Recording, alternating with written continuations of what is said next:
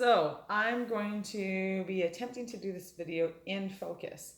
So I'm using a phone that is not mine, actually. It's my husband's. And I like an iPhone, which I know how to work. And this one is a Samsung Galaxy. And I am not positive that I know how to make it work. I know that it kind of does its own focus on its own. So I apologize if it's fuzzy. I can't actually tell sometimes when it's on. So good luck. I'm just going to quickly, we'll see, I'm a talker, go over some of my favorites. There's a lot of items from Pampered Chef that I fell in love with, which is why I am now selling it. I have a few things that I use literally every single day. I've tried to replace them. I can't. I don't know how to make this stop being fuzzy. Maybe that will help. No. Anyways, there are a few things that I just want everybody to have because I think that they're just great. So a couple of those things are, this measuring spoon is adjustable. It enables you to measure for 1 teaspoon all the way to 1 tablespoon. So 1 teaspoon, 1.5, 2 teaspoons, 2.5 teaspoons, 1 tablespoon. I don't know if you can read that there. I like it because my children actually can use it much easier. I'm not really sure why it's easier for them. Maybe it's just because they like the adjustable factor. You can move it with your thumb. I like that it's got a little rubbery part that's kind of like a squeegee. And so if you have something like honey in here or something that's kind of sticky, it's hard to get out of a spoon, you can sort of push it along and then just scoop it out with the spatula if you want to. And, you know, I have like these little ones like here that just kind of scoop it out. So anyways, my kids like that one. It's fun and it helps them bake with me.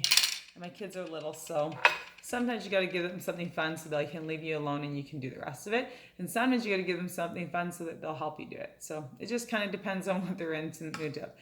Okay, this is the number one thing that I would have in my kitchen if I had to have in my kitchen and I couldn't have something else. Although if we're talking like expenses, if someone's going to gift me something, I would pick something different, more expensive. I'll get to that one later.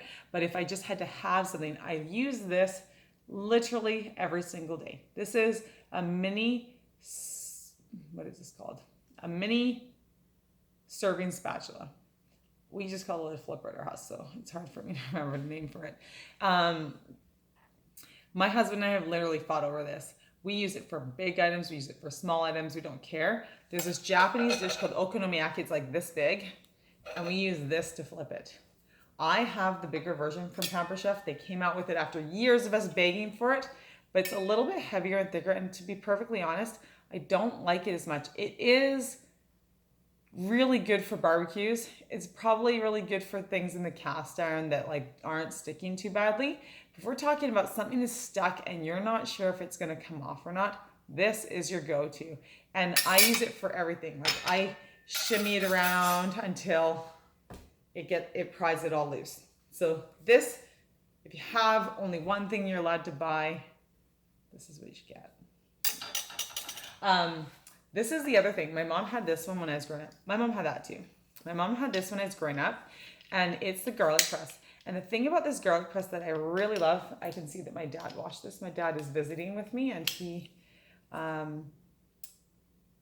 is in charge of dishes for us all the time because he likes doing service, but he doesn't have that attention to detail that I really like when I'm washing my dishes. But bakers can't be choosers, and it enables me to put things away carefully. The thing about this garlic press that I love is that if I'm in a pinch and I'm just like time is a factor, I don't even peel my garlic. I just shove it in here and I squish it down. That only works for like 1 or maybe 2 cloves at a time, and then you should clean it out.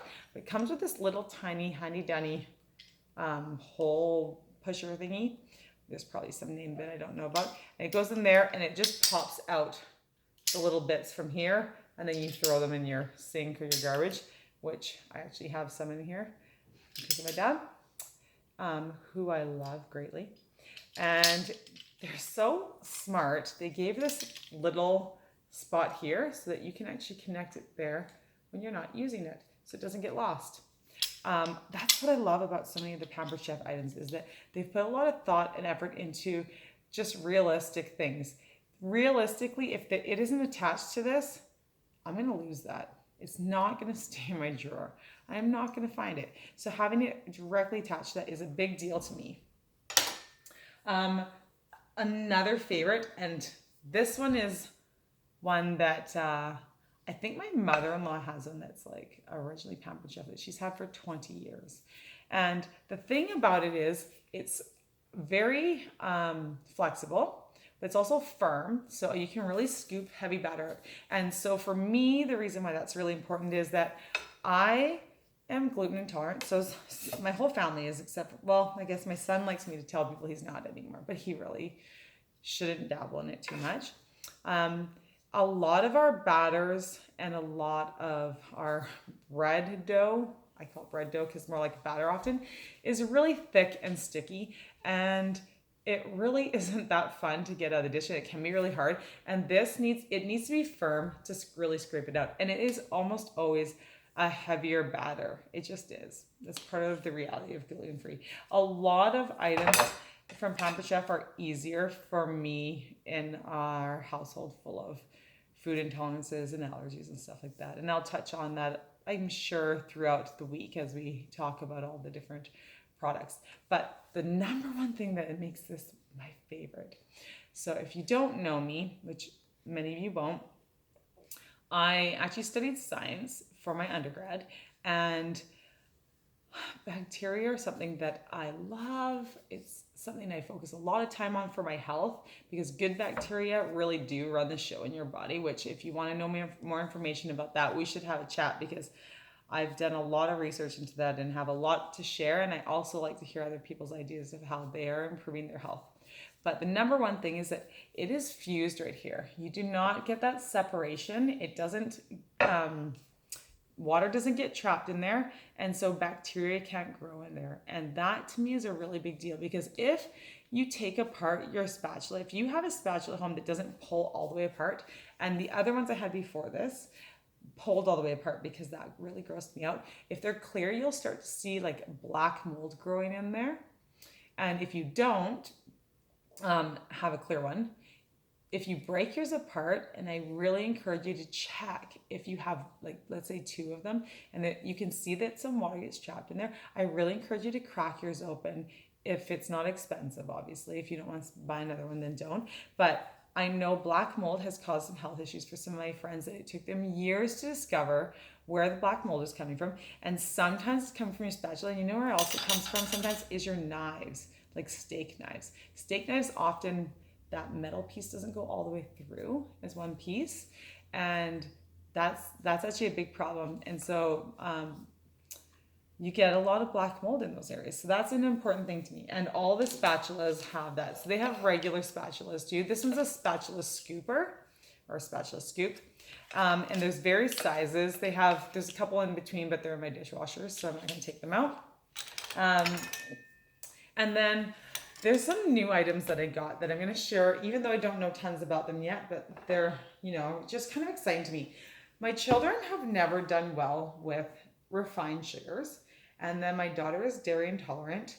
And then my son and I have been dairy intolerant at different times. My husband's dairy intolerant. And then my husband also doesn't do eggs very well. So there's a lot of things I have to make myself. One of those things I have to make myself would be ice cream sandwiches, or my family just doesn't get them. So sometimes I've made them with bread. My kids don't know the difference. So don't tell them if you know. I've made them with slices of bread because they really don't need that extra sugar. And then I make my ice cream with either no sugar or a little bit of honey, or at least I did when they're younger. Now I probably would put a little bit in, but seriously, if I just put vanilla in and I put no sugar in, they don't know. They don't, well, mostly because they don't know any different, but also like vanilla is pretty exciting of a flavor. And because they are just hot, usually it works for them. It probably wouldn't work for your children if they're used to refined sugar, but if you are having any health issues and you need to make some adjustments, those are things that work. Well, this thing is an ice cream sandwich maker, and it's really ingenious. So each end has these little pockets for you to pour your batter into, and you have one on each side. So you pour your batter in each side, you toss them in your oven because they're silicone. They go in your oven, they come out, you let them cool. You pop this back on top of one of them. And then you get out your ice cream. Mine would be homemade just because my kids don't do so well with it. And I do prefer a cashew ice cream often. It is kind of laborious, but you do things for your children that you wouldn't always do for yourself. But actually, I have some other food intolerances that my son at least doesn't have, that I would probably make my own ice cream for me sometimes too, with real dairy or with not dairy. So it depends on who you're making it for, but I make a lot of my own ice cream because of that. And so you just scoop it in there, and then you will pop the top back on. I mean, not that loosely, you do it more like this. You flip very carefully. And then you squeeze it back on. You toss it into your freezer, let it freeze for a couple hours, and voila, you've got ice cream sandwiches. And if you have children like mine that have some food intolerances, you can also pop one out and wrap it in, I wrap mine in kind of like these little paper bags sometimes, but honestly the waste of it kind of kills me. So you should put mine in glass containers, which is a pain in the butt. And then I ask them if I can use their freezer when I get there. But if I don't have that option, you can take this whole container. If our whole family goes somewhere, we take the whole container with us. And if somebody else has food intolerances, we just share with them if we have to.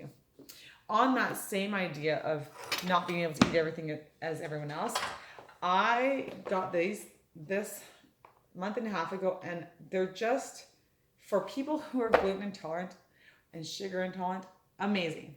But if you just like your own flavors, I really don't like store-bought granola bars. They are so sweet. I don't tolerate them. And because we don't do refined sugars, we have to do honey, or we use erythritol, and we use xylitol sometimes, and we use monk fruit. Those ones do better for my kids, and stevia, but stevia doesn't work that great in these, I gotta tell you, because you need something to kind of hold them together. This enables me to make my own bars, and I will try and do a demo for this and put it up if I have time. And basically, I'm able to put my own ingredients, mash it in there. It's shocking how much you can get into here. Actually, I ran out of my mix the first time, and I had to fill in 2 more with another mix. But you put them in here. You can bake them in the oven. If you decide you're doing one more like a macaroon where you don't have to bake it, then you just push them in here, you let them set, and then you have a lid to put them on there. And the thing that I loved about that is I hate the loss of gluten-free oats to cutting. When you cut your granola bars, when your oats are that expensive, or organic oats too, they're just more expensive, and you cut them and they sprinkle apart because you don't use enough sugar, or you're using an alternate sugar like erythritol or monk fruit, it just doesn't quite stay together quite as nicely. And so if if you have any kind of alternate dietary needs, or you're just trying to reduce the amount of sugar for your children, cutting those granola bars is not great if you're trying to make them a healthy choice. Or if you use dates, I use dates sometimes too, they cut, but my knife gets all gummed up and I have to wash it 3 or 4 times in between. So this enables me to not have to cut them. And then I don't have to find a container to put them in, because your container is never the size you need it to be once you cut them. This, I have 2 of them, and I stack them on top of each other. Actually, I'll grab my other one. I stack them on top of each other. And I can put them in a shelf, I can put them in a drawer, and I put them sideways before too, and they haven't spilt or anything like that, but you do have to make sure that the lid is on properly. But I'm really in love with those, actually. Now, another thing that I am really excited about is my mom had this one. It's called a stainless steel mini whipper. And I've already preheated my milk here, and I let that little skin develop on it, so we'll have to just ignore that if it shows up here. But I'm going to show you how you can whip up some hot chocolate relatively easy. I'm going to put it in here just so that you can see what I'm doing. And I take some milk, I heat it up, because I do like hot chocolate like this. You know, the other thing I like is golden milk, and actually I should probably do that instead of chocolate milk, just because I have had a lot of inflammation lately. So I'm actually gonna switch. I was gonna use my chocolate milk. I make my own hot chocolate because of the health issues, so it is hard to mix up. It's cocoa and it's honey crystals. That's it, because that's what my kids do best on. But it doesn't mix great with a spoon, because you know how cocoa gets, right? It kind of clumps and all that stuff. But oh, maybe I'll do that for the demo. I should make it with golden milk, but I'm not going to, because I want you to see that while it doesn't really mix in great sometimes with a regular spoon, it actually froths up really nicely, and it mixes quite well with this mini whipper. And my kids really like steamed milk from Starbucks. My husband kind of got them into it. He worked at Sun Peaks for a long time, and they like that frothy little bit on top. And I am too cheap. I don't want to spend the money on that. And like one steamed milk is like 10 steamed milks at home. So one steamed milk from Starbucks kind of kills me. And seriously, if our whole family was buying steamed milk, I could buy this like twice. This is less than 10 bucks. I think it's like $7 or $8. And then I have my family. And then this is a plug. I can't help it. This mug, my husband got it for me for my anniversary. I love it. When he first gave it to me, I was in love with it. He gave me 2 of them for our anniversary, and I loved them. And then I asked him how much they cost, because I care about that stuff. And he told me how much it cost. And I just about died when he told me how much it cost, because we were still poor then, I guess. I mean, we're not really wealthy or anything now, but we were living paycheck to paycheck. I was a stay-at-home mom. And when he told me how much he spent, I just about killed him. And then I used it every single day for every drink that I have. I use it for water even. You know why? This handle. I love this handle. And they're made in Kamloops, actually. This lady named Michelle Finlayson, and this is what I'm going to show you. I love the handle. Look at that handle. Oh, it's just gorgeous. And actually she uses more like a darker teal-y, I don't know how to describe it. Maybe not a dark teal, but it's like a dark, yeah, maybe I'll call it teal. Teal, that's my favorite one. She does tons of those. My husband broke them. Like, I almost killed him then too. And then I fixed it, and then it broke again because of time. But anyways, I do use it for absolutely everything. And look how much it holds. Like, dang, look at that mug. Anyways, she lives in Brock, in case you ever want her stuff. She does sell out of her home. And the other thing is, you can find her stuff in stores. And I am not friends with her. I just love her stuff. She makes my kids an ornament, custom made every year. And I will be heartbroken if we ever move. I'll probably end up ordering them because I love them so much. But I do believe in supporting local businesses. But even if I didn't, her stuff is just beautiful. Okay, the other thing that I wanted to show you that I know that I love is one of these. So I fell in love with these when we were camping with some friends. We went camping with some friends to Clearwater, and my friend's sister brought it out. She had made pancake batter in her tent. I know, that was ambitious. I'm not sure why. I think she had to trap her children in there with her. They were like 4 and 7, and we were on like a river, so she didn't want them out of her sight while she was making it. So she whipped up her pancake batter, put the lid on it, came out, went to the fire, took her cast iron out, took this out, poured out her little pancakes on this cast iron, put the lid back on because, well, you know, bugs, Clearwater, flipped it over, poured some more. Her kids didn't make a mess. Her kids went into it. And then she had some leftover, so she put it in her cooler like this. And I was like, whoa, that's amazing. And then she washed it out later, and we were sitting around by the campfire, and then she whipped up actually a batch of hot chocolate. I didn't want to put it in here yet because, it's such a big one. I have a smaller one that's in my fridge right now. And I love that there's a lid for it. The lid is genius. It has a little hole for the handle. So you get a handle, you got a lid, it's a measuring cup, it's got a pouring spout, and the handles are open so that you can actually stack them so they nest inside of each other, which is genius. I don't use it every day, but I use it to replace like 3 or 4 dishes at once. So I just do a lot less dishes, which I love that one for. Okay, and then there's one more thing I'm going to show you guys today because I know that I've taken up a lot of time already. This is stoneware. I love stoneware. Stoneware is if someone was going to buy me a gift and I had something I needed to buy, it'd be stoneware. I was too cheap to buy it often when I was young, but my sister decided to give me something for my birthday and she tricked me. She said, oh, I'm going to Pampered Chef party. I'm going to buy one kind of bigger ticket item, not huge, but if there's something that I should have, because she knew I used Pampered Chef, what should I buy? And I said, stoneware, hands down stoneware. She bought me one of the large bar pans and I used it every day, multiple times a day. It was perfectly seasoned and then my dad accidentally broke it while he was making dinner.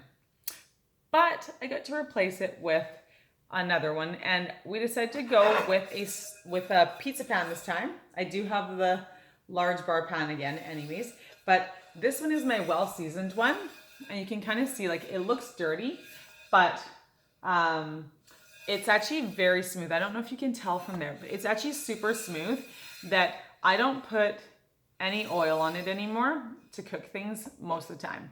If I'm going to make a bread product, I probably would, but like cookies are fine. If I already have a pre-made pizza crust on here, that's fine.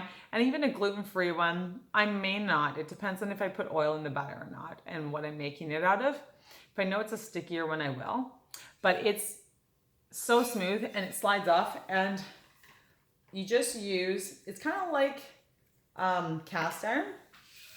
You use this little scraper. It comes with it. You scrape it all off and you use, like, if you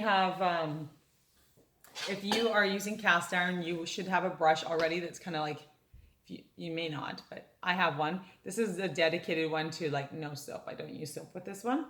And you use it to scrub it off if you want to, but you can use a cloth. It doesn't matter. I just like the handiness of a brush because I'd like not get my hands totally dirty if I can help it. But here is my seasoned one. The darker it is, the better seasoned it is. And I gotta say, these lines here are my husband's fault. I would never do that to my beautiful pan. He's like trying to crush the crust. I'm not sure. He must not like it when it's totally stuck together. The newer pans actually have handles, which a lot of people requested that, I guess. So I don't care about the handles. It didn't bother me. I don't like having to store multiple things. So I was worried about these handles, but actually my old one fits right on top of my new one. And so they store actually very easily.